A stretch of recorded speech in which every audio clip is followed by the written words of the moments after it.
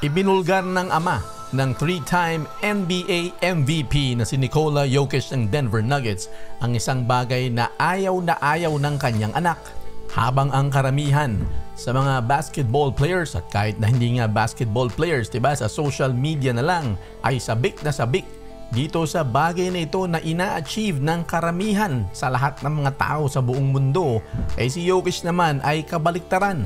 Kung sumusubaybay kayo sa mga post-game interviews, lalo na pagka-playoffs, nung katatapos lamang makuha ng Denver Nuggets ang kanilang kauna-unahang kampyonato, in-interview siya at nang sinabi sa kanya na kung excited daw ba siya sa gaganaping Champions Parade, ay nagulat ang NBA Finals MVP at sinabi niyang meron bang parade? Nagtanong pa ito kung kailan dahil ayon kay Jokic ay kinakailangan na raw niyang umuwi sa kanyang hometown sa Serbia.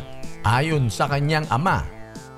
Ayon sa ama ni Jokic, ayaw na ayaw daw ng kanyang anak na nakikita siya sa harapan ng publiko. Ayaw niyang may mga matang nakatitig sa kanya, lalo na yung mga hindi niya naman ka-close na friends o pamilya. Nung nagkampiyon ang Denver Nuggets noong 2023, napilitan ito na i-delay ang kanyang pag-uwi sa Serbia dahil nga sa Champions Parade. At itong pagkapanalo ng Serbia ng bronze medal sa Olympics ay umuwi agad ito pagkatapos. At kinabukasan ay ine-enjoy na niya ang paborito niyang horse racing. May mga tao nga nagsasabi na hindi sila naniniwala na ayaw ni Jokic ng limelight. Pero kung nag-oobserba kang mabuti, hindi siya masyadong nagpapa-interview, hindi siya active sa social media at wala siyang intensyon na palakihin ang kanyang brand kagaya ng ginagawa ng maraming mga personalidad hindi lamang sa NBA kundi sa iba pang mga sports at maging sa pag-aartista. Dagdag pa ng kanyang ama, ine-enjoy lamang ni Nikola ang mga simpleng bagay sa buhay.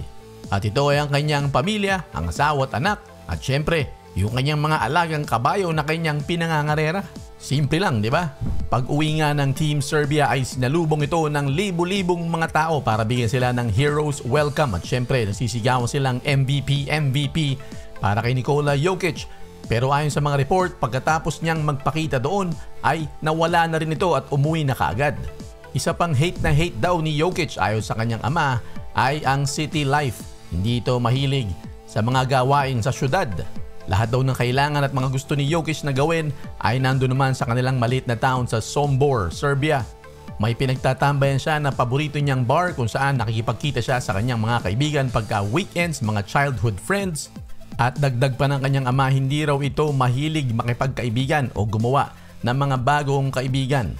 Siguro yung mga mapapagkatiwalaan na lang niya at mga dati pa niyang kakilala.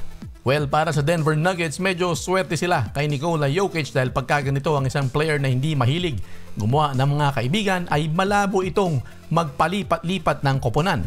Malamang maging kamukha ng karera nila Dirk Nowitzki, Kobe Bryant at iba pang mga NBA superstars na nanatili lamang sa isang koponan, itong si Nikola Jokic. Tignan natin kung mangyayari yan.